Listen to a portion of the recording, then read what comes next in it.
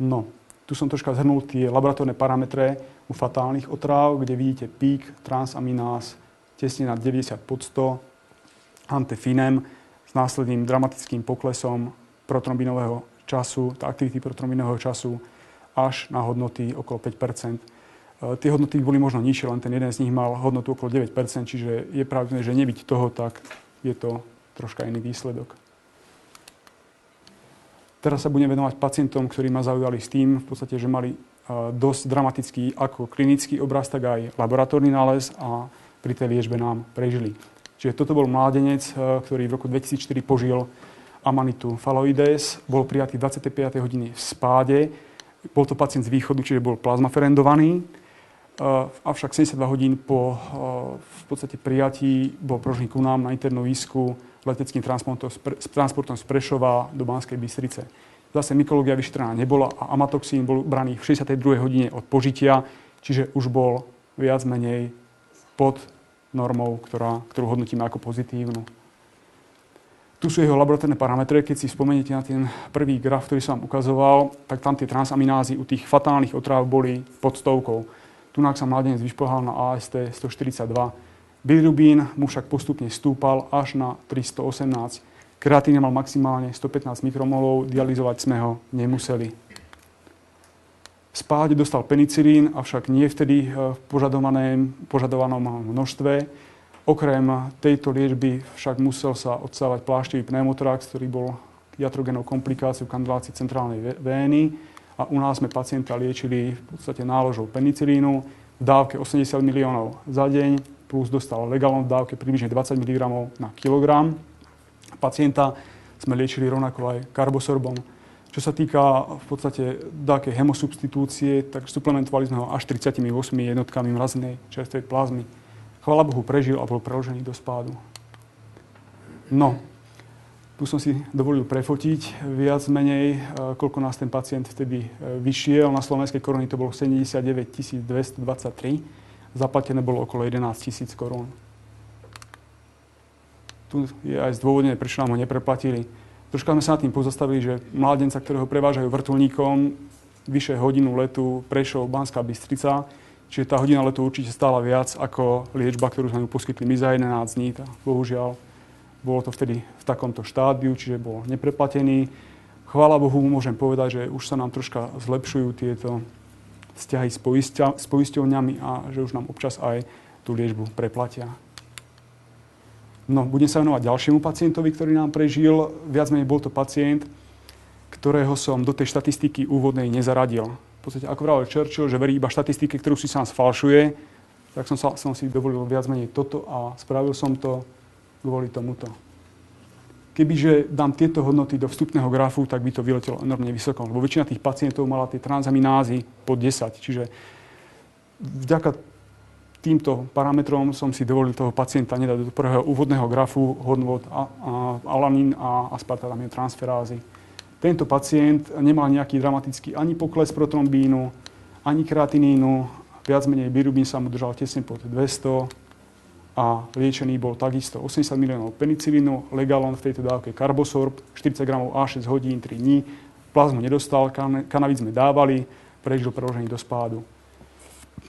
Štandardná liečba intoxikácie amatoxínom u nás sa skladá z armamentária podávania Legalonu v uvedenej dávke. V podstate tá dávka u nás sa viac menej držíme tej nižšej hodnoty 20 mg na kilogram intravenózne rozdelené do 4 dávok a viac menej musíme to korigovať na hmotnosti. Túto jeseň sme mali v podstate tú partiu 4 spoluobčanov, z toho 2 mládenci boli dobre cez 100 kg, čiže tam sme dávali toho Legalonu 700 mg a 6 hodín. Okrem toho pacienta od začiatku, ako príde ku nám, suplementujeme roztokmi glukózy. Títo pacienti sú všetci ohrození ťažkou hypoglykémiou. V podstate niektorí autori uvádzajú, že amatoxín môže napádať aj beta bunky pankreasu, čiže je tam pravdepodobná hyperinzulinémia. Čiže aby sme sa vyhli hypoglykémie s nejakým fatálnym priebehom, tak pacientov preventívne suplementujeme roztokmi 10% glukózy. Z kryštaloidov preferujeme balancované roztoky, aktuálne používame plazmalajty. Hradíme tam vždycky draslík, pacienti bývajú väčšinou hypokalemickí.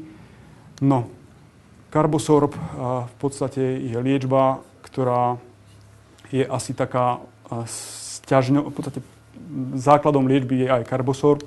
V uvedenej dávke preferujeme podávanie v práškovej forme, nie v tabletkovej. Perorálne ho podávame A6 hodín. Čo sa týka duodonálneho odsávania, opakovane sme to skúšali. Tá partia, čo bola posledne, tak podpísali mi reverzy, vyťahali si sondy. V podstate ani jeden ich nemal dlhšie ako 2,5 hodiny. Bohužiaľ, ako nedalo sa s nimi dohodnúť. Takže duodonálne odsávanie sa nám nepodarilo. Takže snažíme sa, ale nie je to vždycky možné. Infúzie mraznej čerstvej plazmy v podstate dáme pacientom s nízkym kvikom a s prejavmi krvácania. Čiže ako náhle mi sestričky povedia, že pacient krváca významne po vpichoch, neostýcham sa, podám tú mraznú čerstvú plazmu, viac menej preferujeme podávanie každých 6 až 8 hodín. Niekedy pri vážnejšom krvácaní, ako mal ten prvý mladenec prešovať, čo som vám ukázal, sme dávali tie plazmy v podstate až 20 ml na kilogram pár dní po sebe. No, čo by som chcel teraz troška vypichnúť je penicilín. Dávame ho. Zatiaľ. Vravím zatiaľ kvôli tomuto. Nemocničná liečba intoxikácie amatoxínom. V minulosti sme vyplachovali každého. V podstate už sme od toho pár rokov upustili a vzhľadom na to, že väčšina tých pacientov sa ku nám dostane nie do 6 hodín, ale väčšinou až okolo tej 24 hodiny výplachy žalúdku nerobíme. Ak pacient nemá hnačku, podáme preháňadla, u nás preferujeme kolonoskopický roztok a viac menej, keď dávame Karbosorb, tak potom Karbosorbe niekedy dávame 20% magnézium, ampulku vypiť. To v podstate udrží pacienta v takomto hnačkovom štádiu. Hnačku zásadne netlmíme obstipanciami vzhľadom na to, aby sa ten amatoxín, ktorý je naviazaný na Karbosorb, dostal z tela vonka a zamedzíme tým enterohepatálny obeh. Aktívne uhlie treba podávať v podstate v takejto dávke. U nás je ten dávkovací interval troška dlhší. Málo ktorý nám dokáže viac menej v krátkej dobe vypiť toľko, koľko potrebujeme a sme šťastní, ak dostaneme do pacientov tých 60 až 80 gramov aktívneho uhlia každých 6 hodín. No, viac menej literatúra udáva, že kontinuálne odsávanie duodánálnych sondov a drenáž očových ciest, ich efektivita vraj dokázaná nebola. Je to údaj z literatúry. Takže parenterálna rehydratácia, mali by sa používať roztoky kryštaloidov s glukózou, koloidy v prípade hypotenzie a šokovej cirkulácie. Momentálne u nás preferujeme roztoky koloidov a amylopektínov, čiže škroboviny. Snažíme sa udržať hodinovú diurézu okolo tých 200 ml za hodinu u dospelých pacientov. Pokiaľ nám tí pacienti dostatočne nemočia, môžeme podávať viac menej buď osmotické diuretika typu manitolu, respektíve kľúčkové diuretika klasických furosemid, aj keď niektorí autori píšu, že jeho toxicita na tubuli býva niekedy vyššia ako požadovaný benefit, ktorý tam chceme. Vhodné je u pacientov sledovať CVT, čiže centrálny venózny tlak. Vzhľadom na to, že tie eliminačné metodiky u tých pacientov sme až tak často my už nerobili, v podstate na zváženie každého pracoviska, či toho pacienta bude kanilovať centrálnu žilu alebo nebude. U nás, keď je problém s cievnym prístupom, tak tých pacientov kanilujeme. Posledne boli zakanilovaní všetci. Chvala Bohu, komplikácie sme vtedy nemali. Pri vzniku hepatálnej encefalopatie, ktoré sú 4 stupne, sa treba vyhýbať prevodneniu, čiže tu je vhodné, aby ten pacient mal zavedenú takú centrálnu venóznu kanilu, aby sme vedeli, že pacient je hydratovaný adekvátne a nie je prevodnený. No, tunák je bodľak mariánsky. Prečo ho ukazujem? Pre toto. V podstate jeho produktom alebo zložkou je aj teraz preferovaný silibinín. V podstate hlavne je to dávka, ktorú chcem zvýrazniť, 20 mg. Tu je jeho mechanizmus účinku. Perorálne podanie terapeutický efekt nemá, bohužiaľ, lebo je dosť lacnejšie ako parenterálne.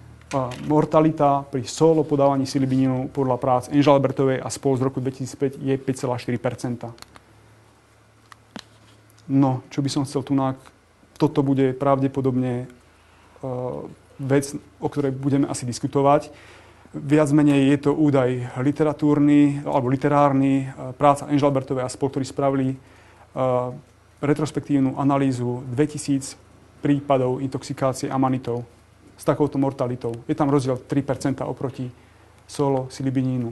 Neprínosná liečba, ktorá bola popísaná, viac menej oxygenoterapiu sme nerobili, toto sme nezažili, hyperbarická komora v okolí už nie je, ako sa odsťahovali potápači z Radvane. Tioktacid, ktorý sa u nás kedysi podával, už nepodávame. Viac menej jeho podávanie bolo sporné a nie prínosné. Lactulóza sa nepodáva. Vysoké klizmy, je to literárny údaj. V podstate neviem sa k tomu vyjadriť. Podebatíme o tom. Kortikosteroidy nepodávame. Liečba budúcnosti je pravdepodobne blokácia tohto polypeptídu, ktorý je transportným mechanizmom amatoxínu do bunky. Ako vidíte, je blokovaný viacerými látkami, vrátane penicilínu G. Stretol som sa s argumentáciou, že prečo nie silibidín a penicilín. Odpoveď bola zhruba taká, že účinkujú približne na rovnakej báze, ale silibidín napriek tomu ešte robí aktiváciu polymerázy. Ak v spádových pracoviskách nie je dostupný silibidín a chcú v podstate pacienta liečiť, N-acetylcysteín v minulosti bol preparát broncholiezín, teraz je to ACC-čko, v tejto dávke je to liečebná terapia intoxikácia amanitol. Ďakujem za pozornosť.